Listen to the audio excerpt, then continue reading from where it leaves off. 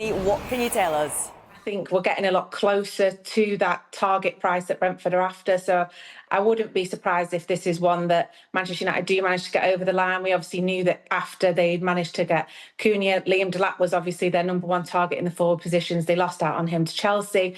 After they managed to get Cunha through the line, and Mbeumo was the one that they've been looking to secure. So the idea is to get as much as Ruben Amorim's squad in place before they return to pre-season training, which I think is on the 7th of July. So it'd be good if they could get this deal over the line quickly, get him integrated into the group as soon as they return. And he could be a really interesting signing for them. This is a guy who scored 20 Premier League goals last season.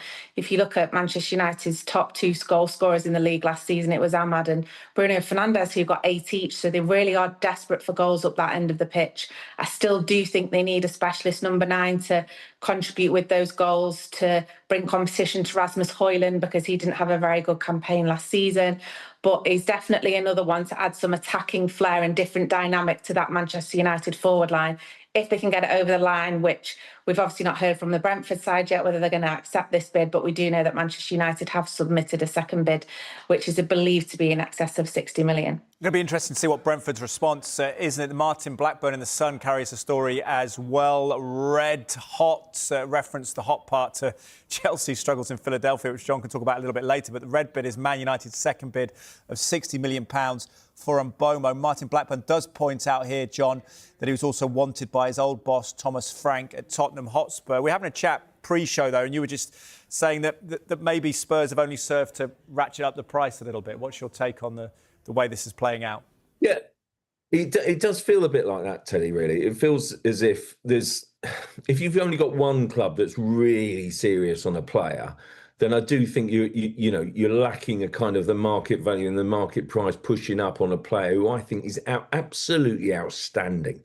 I do think he's fantastic. He's so exciting to watch, particularly when he's sort of kind of out on the right, cutting in on, sort of on the left-hand side. And I just think he's absolutely a terrific player with pace, with real strength and great decision-making, fantastic output, as Charlotte mentioned, in terms of goals and assists. And I genuinely think that this guy can really light up the Premier League. And I do feel as if along the way there, he's probably made it clear that his preferred destination is Manchester United and Old Trafford, which is all well and good, but not very helpful to Brentford, frankly, because if they're trying to sort of kind of get a price and the player's made his mind up, it's not particularly helpful. I do get the impression that Brentford were braced for this. Brentford are such a well-run football club, and they kind of always get their ducks in a row before things happen, and so they kind of line things up. They're determined to keep Visser. I kind of think they were braced for Frank going. But I do wonder whether almost Spurs have been a bit of a Trojan horse, in sort of kind of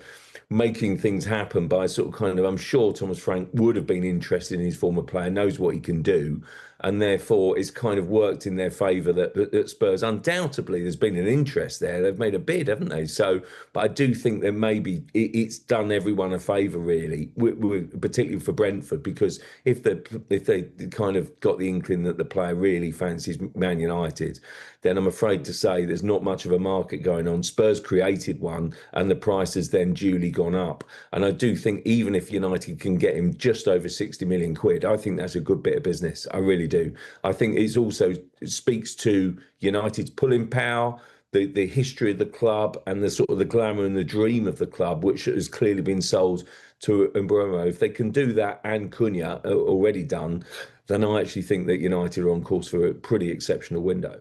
Interesting that it says Manchester United have reignited their interest in Brentford's Bryan Mbeumo, submitting a fresh bid after an initial £55 million offer was rejected.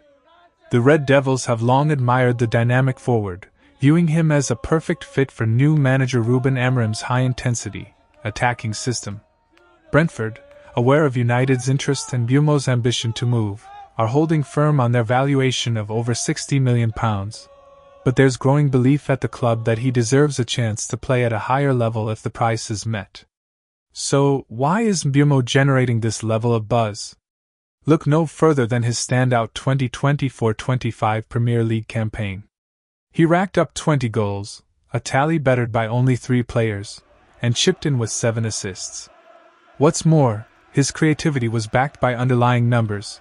leading the league with 9.26 expected assists and delivering a staggering 202 crosses, more than any other player. Fans looking for flair and productivity need look no further.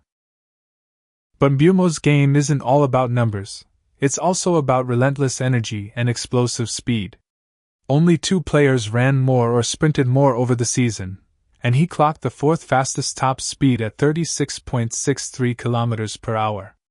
In short, he's not just a stats machine, he's a tireless workhorse with electric pace. United fans, would you welcome Mbeumo to Old Trafford?